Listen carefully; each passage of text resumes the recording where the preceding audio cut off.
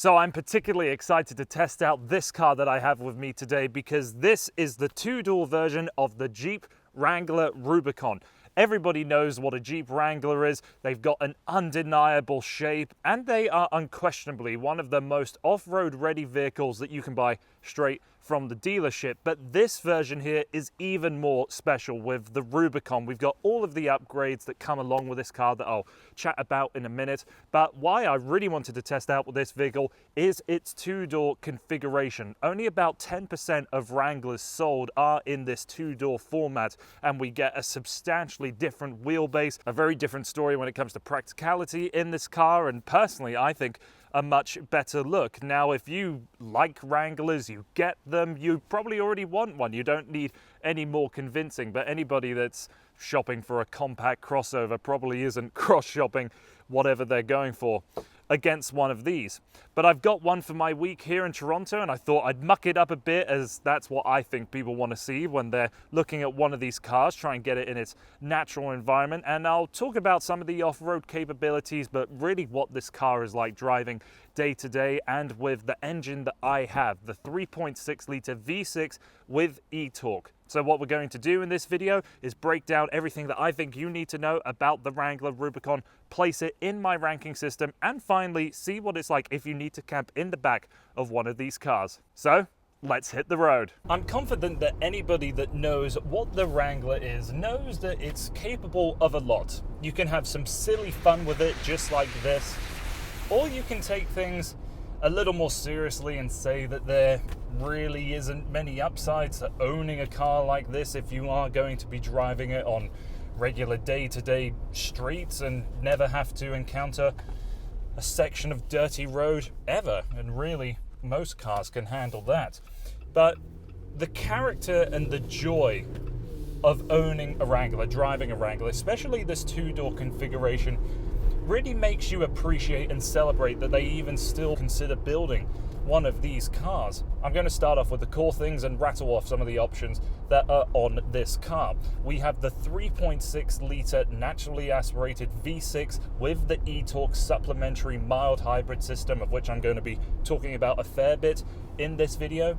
It comes with standard four-wheel drive. The Rubicon adds things like your disconnecting sway bar, the ability to lock the rear or front and rear differentials, a lot of visual upgrades like the stickers along the side, the red tow hooks, the much larger tires on the 17-inch unique rims, and in the interior I really like how we've got a nice stretch of this painted matte plastic right across the dashboard. Really lights up this space. The big news for 2020 is that we get this eTorque system for the first time on the V6. It was originally only available on the 2 litre, and a diesel version is coming in other models of the Wrangler. Here in the two-door or in the Rubicon, that's not going to be available. So driving this thing day to day, if you have any experience, you'll know what is defined in my terms as the Wrangler wiggle. You are constantly adjusting the steering wheel as the front end is quite light. It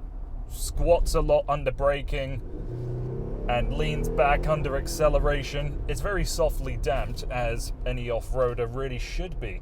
And on the road, if that's an irritation to you, it's never going to go away. Adding on to that, I feel like you always overcorrect the steering when you're taking 90-degree corners. This is exemplified with the two-door version, as we have a very tight wheelbase, and with that makes it quite darty, and you can feel the back end really having its own secondary motion. So if I wiggle a little bit in lane like this and concern the rest of the drivers on the road, you can feel the front end going and the back end going separately. It is, in a way, just fun and entertaining to drive, and that's something I want to continue talking about, because the Wrangler, by any sense of comparison, really doesn't do well against any other car at this price point or this class. In any point of comparison, the cars that I would be testing out in this class or price point wouldn't be nearly as noisy on the highway and be significantly easier to drive. But that's really what kind of makes this car special, is that the compromises that are in this car aren't a criticism. It's a compliment to the characteristics of driving and owning one of these cars. as with most modern Jeep products, there's a lot of little Easter eggs found throughout the car, and I imagine if you spent more time in it, you would find other little hidden secrets here and there. Here's a collection of what I found during my time testing out this vehicle. So what else have I experienced in this car? Well, the 3.6 litre V6 has quite a lot of momentum to it. The eTorque system is interesting. It's an additional cost to add on to the engine, just like it is with the 2 litre 4-cylinder. And what it basically removes is the alternator and uses this mild hybrid technology to act as a second generation of automatic stop-start tech. And this is something that we're quite familiar with in some premium brands, but there aren't many in this category that offer this system.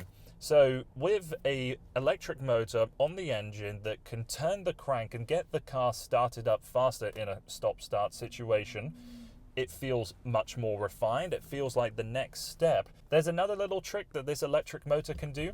When you're shifting in between gears in any other car, that fraction of a second where the car cogs down, you'll be losing power. But Jeep is filling in that lost power with the electric motor. So if you're desperate to pull away, instead of having sort of that lurching motion of getting out of one gear and moving into the next, it feels much more consistent. The output of this V6 with eTorque is 305 horsepower and 260 pound-feet of torque. Jeep says that there's some kind of regenerative braking with the eTorque system, but there's no way to really tell. I can't feel anything but friction when I push down on the brakes, and there's no menu to show when you're feeding energy back into the 48-volt system.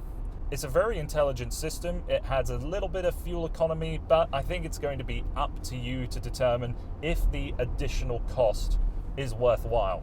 The issues of refinement don't carry into the cabin. Everything in here seems incredibly solid. No flex anywhere that I can tell. I love the layout of the buttons and everything that comes along with the touchscreen system, which here is the Uconnect 4C, which is absolutely fantastic, has Apple CarPlay and Android Auto. But of course, everything that's up here is waterproof because you can still take the doors off. The Freedom top that I have in this model all detaches, so you can have a naked looking Wrangler on the road. I have to say that I love the look of this two-door, and it's the Wrangler that I would buy simply because, of course, I don't have any friends and have no need to put anybody into the back seats, which, even if I did have friends, I really wouldn't want to. It's really tight back there, isn't too much adjustability, but I will say in this model that I'm driving, it's got a lot of connectivity back there. You've got a standard household plug-in, USB-Cs and traditional USBs. But what is this thing like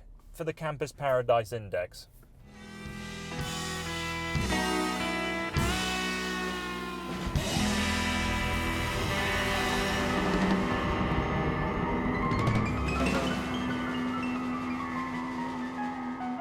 Yeah, definitely not worthwhile getting into the back of this Wrangler. There doesn't seem a way to take apart the rear seat assembly easily, so unless you're really dedicated, I say skip the need to camp in the back and just use a tent like everybody else. Another little tidbit of information that I'd like to add onto this car is that I like how the Wrangler is still the only Rubicon. When it comes to so many brands kind of angering the loyalists by applying their special name onto more and more models and diluting the brand a little bit, I like how the Rubicon sticks with only the Wrangler. A couple notes to finish on before I wrap up this video. Rear visibility is excellent. It will definitely be hindered quite a lot if you lift up the rear headrests, but pretty much all of my time driving, they've been down. This is a fully loaded Wrangler. It has every option box ticked, from the steel bumpers to the upgraded safety systems, the Uconnect system, the bikini pearl color on this car, the Freedom hardtop, which has a little more sound insulation from the last time I tested out a Wrangler, if I recall correctly.